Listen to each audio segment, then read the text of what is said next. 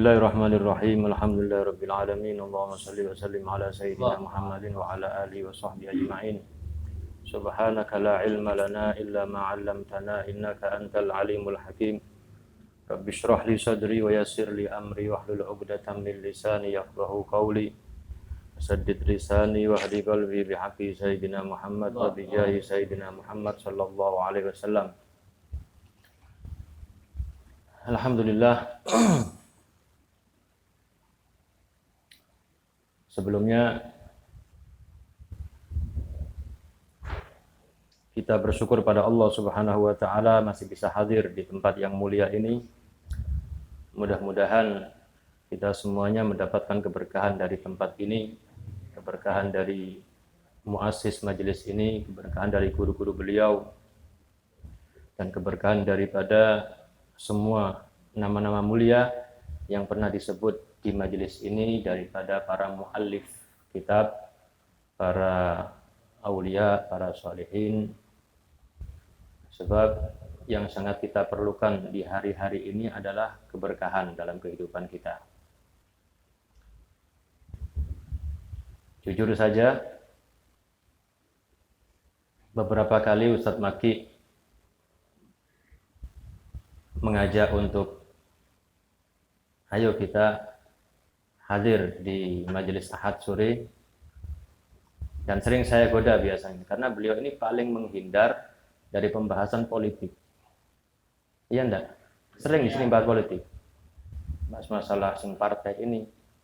Itu ciri-ciri beliau seperti itu. Tapi kagetnya saya tadi ketika baru melangkah masuk di ujung gang situ, yang dibahas kok Hizbul Istiraqi katanya tadi. Partai Komunis, ya apa ya? Ini langsung berubah maksud saya ini. Oh ternyata anu juga ini. Apa gara-gara ini tamu yang datang sehingga beliau berbelok. Tapi ala kulli hal di terop tadi itu ada tulisan waman salaka tariqan yaltamisu fihi ilman sahalallahu lahu tariqan ilal jannah. Atau kama qala sallallahu alaihi wasallam. Barang siapa yang berjalan di satu jalan, salaka tariqan, yang mengarungi suatu jalan, yang dimana di jalan tersebut dia menuntut ilmu, mencari ilmu, sahalallahu lahu tariqan ilal jannah, maka Allah akan mudahkan bagi dia jalan menuju surga. Itu kalimat ini ada dalam muatan satu hadis yang agak panjang, ya di Arba'in Nawawi kalau nggak salah itu, Ustaz. Apa awalnya itu?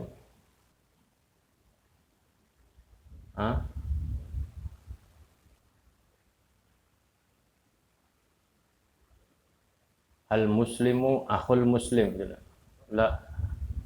La tabaghadu wa la tanajasu wa la yaghtab ba'dukum ba'dha. Al-muslimu akhul muslim sampai apa namanya? Wallahu fi aunil 'abdi ma kana al-'abdu fi auni akhi.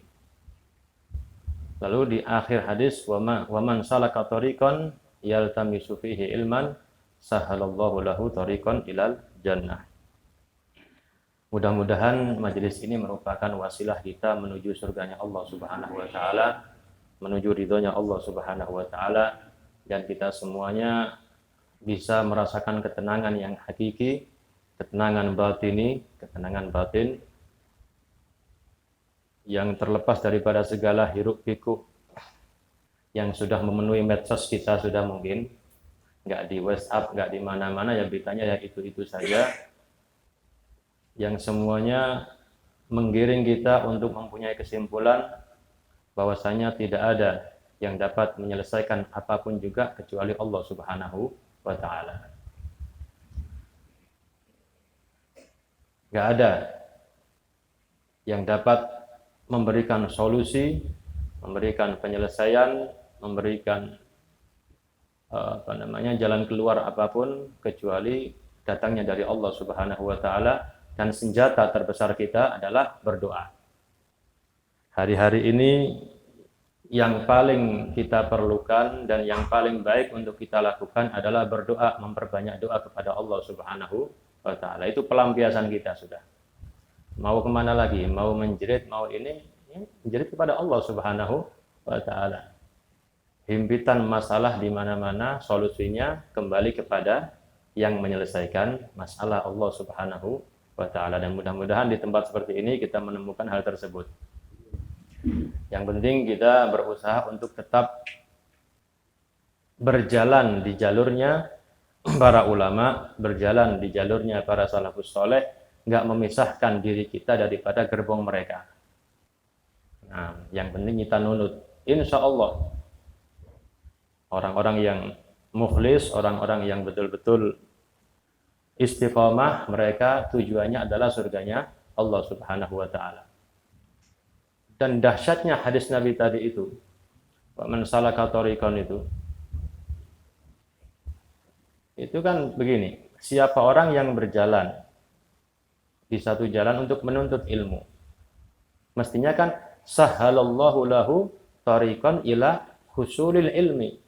Allah akan mudahkan. Dia kan mengalami satu jalan, tujuannya mencari ilmu. Mestinya yang wajar kan, maka Allah akan mudahkan dia dapat hajatnya dia. Maka Allah akan mudahkan dia mencapai yang dia cari, yaitu ilmu. Sebagian ulama mensyarahkan hadis ini, ay yusahhilullahu lahu lil hidayah wa ta'ah. Allah memudahkan bagi dia jalan untuk hidayah dan ta'ah. Apa hidayah ini? Petunjuk. Ya. Hidayah yaitu amal. Oleh karena itu kata Ustaz Maki tadi, Al-Imam Al-Ghazali punya kitab namanya Bidayatul Hidayah. Bidayatul Hidayah, permulaan jalan hidayah. Hidayah di situ adalah al-amal. Diambil dari hadis Nabi sallallahu alaihi wasallam, "Man izdada ilman wa lam yazdad hudan, lam yazdad minallahi illa bu'dan." Siapa orang yang tambah ilmunya tapi enggak tambah hidayahnya, apa hidayah ini? Al-amal. Tambah ilmu enggak tambah amal, tambah ilmu enggak tambah baik perbuatannya, tambah ilmu enggak tambah baik ibadahnya, tambah ilmu enggak tambah dekat dengan Allah Subhanahu wa ta'ala, dikatakan lam yazdad minallahi illa bu'dan. Hakikatnya dia enggak bertambah kecuali jauh dari Allah Subhanahu wa ta'ala. Na'udzubillah min dzalik.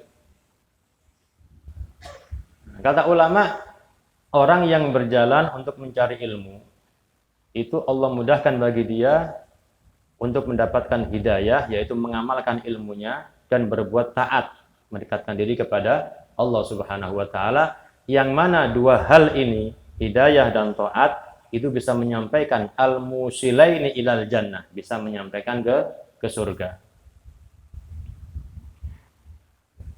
Begitu sebetulnya urut-urutannya menurut keterangan para ulama. Namun Rasulullah SAW seakan-akan memotong kompas. Jadi siapa orang yang mencari ilmu akan Allah mudahkan untuk dapat hidayah, untuk mengerjakan taat sehingga bisa masuk surga. Tapi kata Rasulullah, enggak langsung Allah mudahkan dia menuju surga. Sampai-sampai sebagian para ulama mengambil pemahaman daripada zahir hadis ini, dikatakan orang yang meninggal ketika menuntut ilmu langsung Allah mudahkan rohnya menuju surganya Allah Subhanahu wa ta'ala. Sampai dibilang mati syahid, yaitu syahid akhirat. Syahid kan ada tiga, ada syahid dunia, syahid akhirat, syahid dunia akhirat. Syahid akhirat di dunia enggak dihukumi syahid, ya tetap dimandikan, disolati, dikafani. Di akhirat dapat pahala syahid, itu syahid akhirat. Termasuk orang yang meninggal dalam menuntut ilmu. Sebab kata Rasulullah, sahalallahu lahu thariqan ilal jannah. Allah mudahkan jalan menuju surga. Dan luar biasanya lagi, zahir hadis itu mengatakan siapa orang yang berjalan untuk menuntut ilmu, mencari ilmu. Tahu mencari ya? Mencari itu. Dolek. Apa dolek itu? Berarti belum nemu kan? Nah, itu. Belum nemu saja Allah sudah mudahkan dia menuju surga. Turung alim sik ndolek ilmu tok itu sudah merupakan ibadah yang besar kepada Allah Subhanahu wa taala. Apalagi sampai dapat ilmu, diamalkan, alim, insyaallah. Mencari ilmu berjalannya saja itu merupakan dijamin Rasulullah dimudahkan Allah menuju surga. Kalau Allah yang sudah memudahkan maka nggak ada yang bisa mempersulit. Mudah ya mudah pokoknya wis. Meskipun pincang-pincang, meskipun compang-camping, tapi kalau masih mau ngaji, wis pokoknya ngaji aja, ngaji dan ngaji. Selama masih mau ngaji, dia ini ada tanda-tanda baik. Man yuridillahu bi khairan yufaqihu fid din. Siapa orang yang dikehendaki Allah kebaikan, orang yang dikehendaki Allah untuk jadi baik, maka Allah mudahkan dia untuk belajar agama. Allah ngertikan dia untuk urusan agama. Kita kan nggak tahu, kita ini dikehendaki apa oleh Allah. Allah menciptakan surga, menciptakan neraka. Allah juga menciptakan calon-calon penghuni surga dan juga calon-calon penghuni neraka. Nah, kita ini termasuk yang mana? Dikehendaki baik apa dikehendaki jelek oleh Allah Subhanahu wa taala? Nggak ada yang tahu. Tapi Nabi memberikan bocoran yaitu tanda-tandanya. Tanda orang yang dikehendaki baik oleh Allah, dimudahkan dia jalan untuk mengerti ilmu agama. Mudah-mudahan kita semuanya diberikan istiqomah, mau terus menghadiri majelis-majelis yang seperti ini. Keadaan sehat walafiat, mudah-mudahan kita semuanya dijaga oleh Allah, kesehatan kita, zahir dan batin, diberikan afiat yang sempurna. Dikatakan oleh guru kami Al-Habib Umar bin Hafid, termasuk hakikatul afiyah, an la adamul i'tirad Allah Subhanahu wa ta'ala. Termasuk hakikat daripada afiat, yaitu hati kita tidak ada i'tirad, tidak ada protes, tidak ada menentang takdirnya Allah Subhanahu wa ta'ala. Itu hakikatul afiyah. Naam. Subhanallah, yang dibaca tadi kita dapat banyak daripada faedah, dan semestinya saya ada beberapa pertanyaan. Biasanya ada sesi tanya jawab, Ustaz? Tidak ada. Loh ya apa sih? Yang dibaca tadi dalam semuanya itu. Apa itu nafsu, apa itu roh.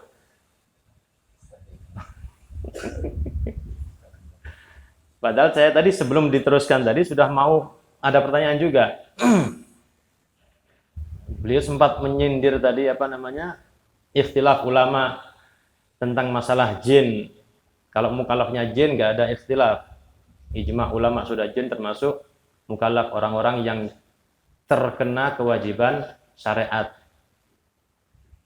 Tapi khilafnya kata beliau adalah bagaimana, apakah nanti jin itu masuk surga apa nggak masuk surga. Seingat saya dulu juga ada khilaf apakah sah nikahnya manusia dengan jin. Gimana Ustaz? Itu pembahasan yang menarik sebetulnya itu. Kan sama-sama mukallaf, manusia mukallaf, jin juga mukallaf. Kalau ada ulama yang bilang sah karena ya sama-sama mukallafnya, ada yang bilang nggak boleh, nggak sah karena jin itu punya kemampuan tasyakul, mendo itu, nyamar jadi iki menjelma. Nah, khawatirin nanti pas perkenalan menarik ternyata sebetulnya menyeramkan, kan mengecewakan, namanya penipuan ini. Itu nggak boleh namanya. Ala kulli hal. Pokoknya jangan putus asa. Kita punya Allah Subhanahu wa taala, selama ada manusia nggak usah kawin dengan jin. Insyaallah. Nah, ada saja pokoknya insyaallah nak jodoh nih. Yang jomblo-jomblo itu. Nah, mana tadi waman ajaban nafsa, ini apa sih? Hadisnya apa ini lengkapnya? Ini kayak dikon nerang tengah-tengah ini kan repot semua. Ala kulli hal.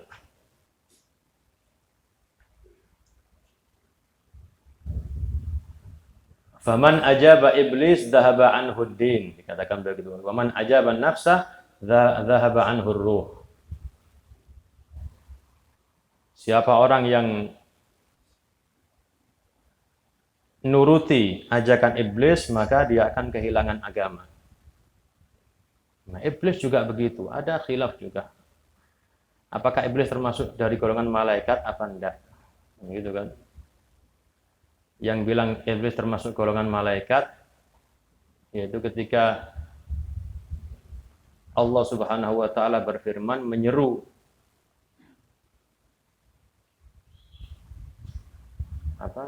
usjudu li Adam, itu awal ayatnya itu. Wa idz qala rabbuka lil malaikati isjudu li Adama. Nah, itu kan.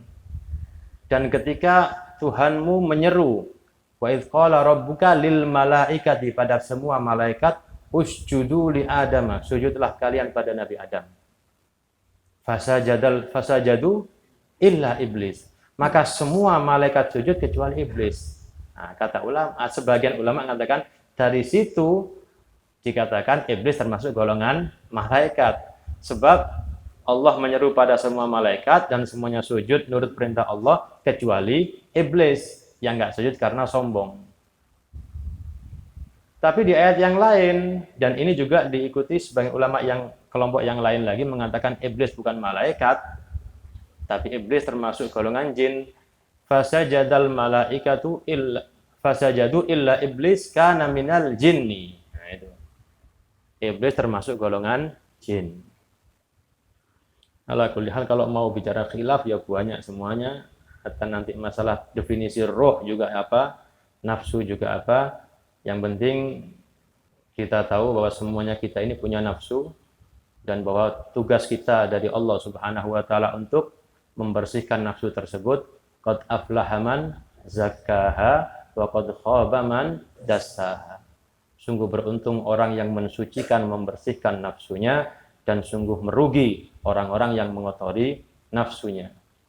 Wan nafsu katifli in tuhmilhu sabba'ala hubbir radha'i wa in taftimhu lam yanfatimi.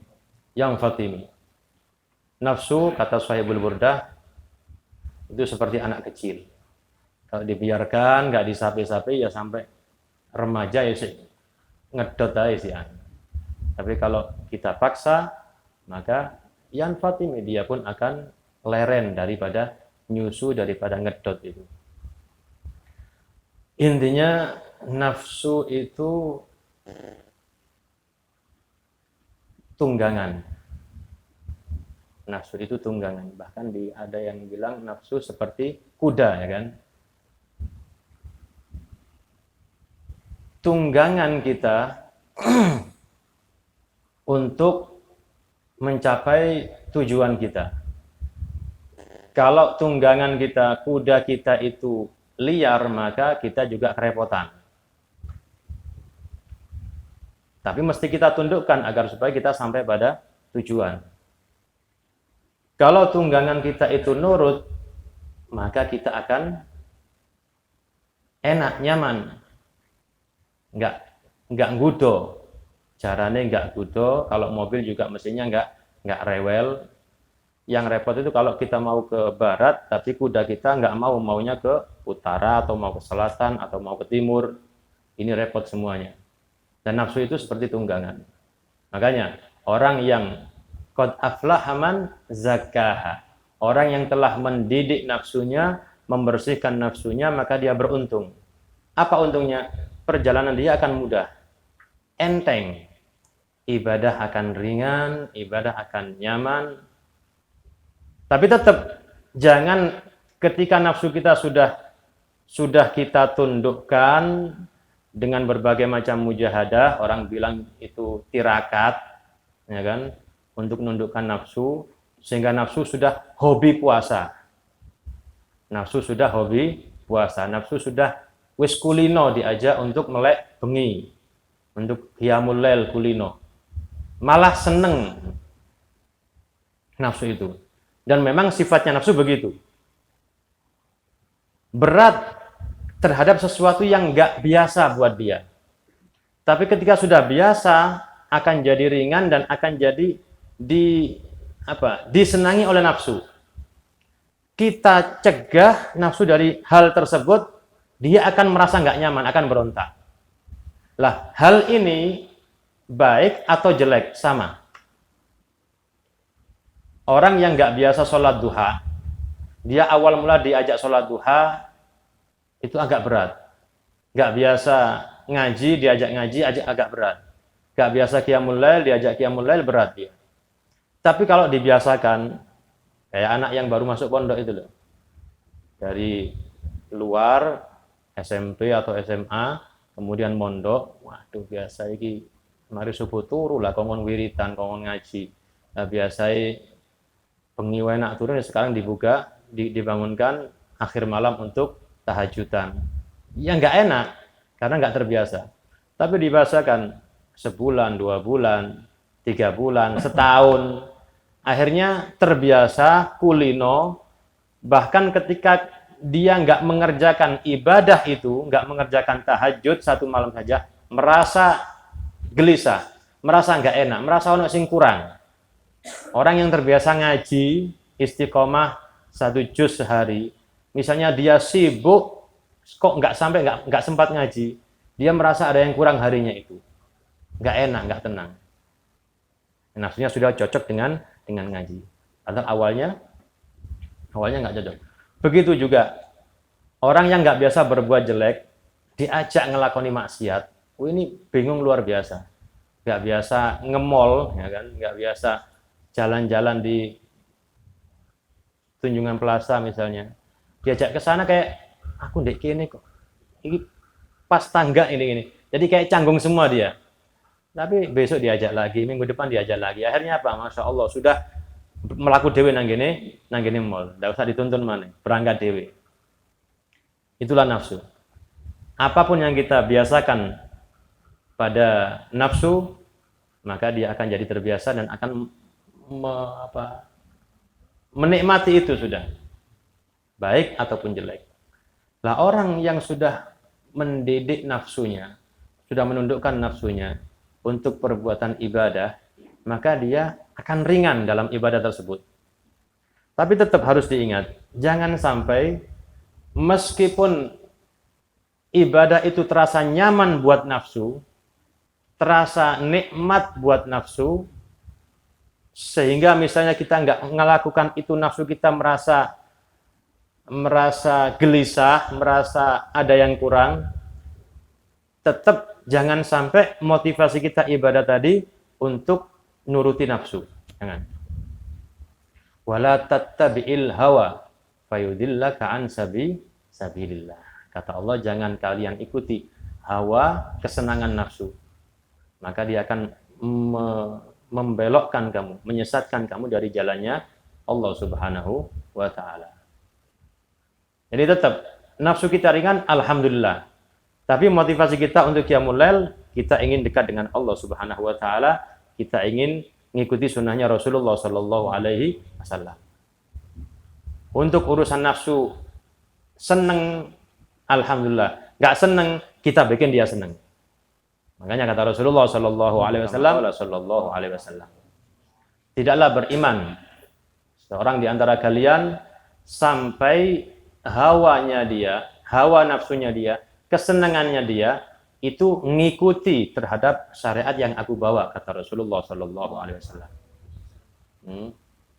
Jadi termasuk kesempurnaan seseorang, imannya seseorang adalah kalau kesenangan dirinya, kesenangan nafsunya dia itu sesuai di bawah atau di jalan syariatnya Rasulullah sallallahu alaihi wasallam.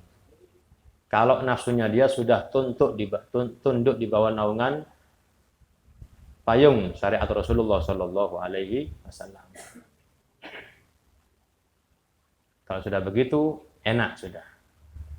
Maka kita ringan. Tapi tetap enak itu jangan, artinya gini. Kita sekarang mau kemana? Mau ke Surabaya misalnya kan? Atau mau ke, ini di mana ini? Sargedul ya? Mau kemana? Mau ke Ledok. Kuda kita ini memang senangnya ke Ledok. Lu di sana gini, arah kono, angel, berot. Tapi nang arah ke sana, ke kiri, dia seneng. Kebetulan tujuan kita mau ke kiri, ke daerah, ya Ledok ya. Terus Kalau kita naik kuda tersebut, mau keledok, ini apakah kita memang ingin keledok atau kita ingin nuruti kuda keledok? Kita keledok karena ada tujuan. Begini, begini, begini. Tujuan kita yang baik-baik. Bukan karena kita ke arah ledok sana, nuruti kuda. Urusan kudanya ringan kalau dibawa ke sana, ya alhamdulillah. Gitu loh. Jadi, nafsu kita ringan untuk berbuat ibadah, seneng misalnya sampean sudah nyaman di majelis ini. Hari Ahad kok misalnya ada tamu atau kurang enak badan, nggak bisa sampai di majelis ini, rasa kayak nggak enak. Ya Allah, besok hadir deh. Waduh, ngeluh kabeh. Nggak apa namanya? Kayak kurang hari Ahad kita ini kalau nggak hadir di majelis ini. Lah, nanti ketika kita hadir, jangan supaya nyenengno awak, bukan. Kita hadir untuk cari ilmu.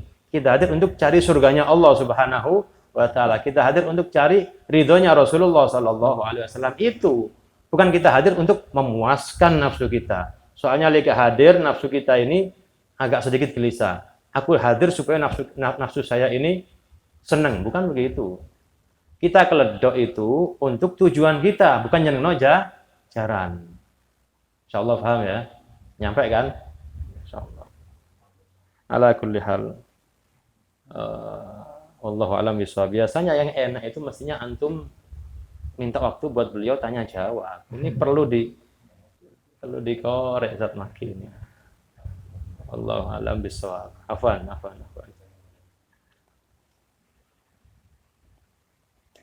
Jazakumullah khair atas penjelasannya, cukup detail tentang masalah nafsu dan masalah roh masih belum dibahas ini.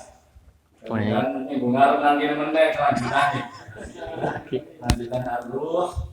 Apa perbedaan pendapat tentang ar-ruh ini kan cukup detail, cukup rinci. Tentang masalah nafsu tadi juga cukup detail. Mudah-mudahan menjadi ilmu yang bermanfaat. Mudah-mudahan Allah Subhanahu wa taala menjadikan ilmu kita ini hujjah lana la hujjatan alaina, membawa kebaikan kita di dunia wal akhirah, bukan menjadi sebab naudzubillah min dzalik hujjah alaina, nanti kita malah dituntut dengan ilmu kita. Bagaimana keterangannya tadi kaitannya dengan amal. Kalau tidak ada amalnya, hanya wawasan saja, Pak, tidak ada manfaat dari ilmu yang kita ambil. Mudah-mudahan Allah Subhanahu wa taala memberikan kita istiqamah untuk selalu menambah ilmu, mencari ilmu ila an tawaffana Allah Subhanahu wa taala, kita meninggal masih terus mencari ilmu. Mudah-mudahan. Allahumma amin.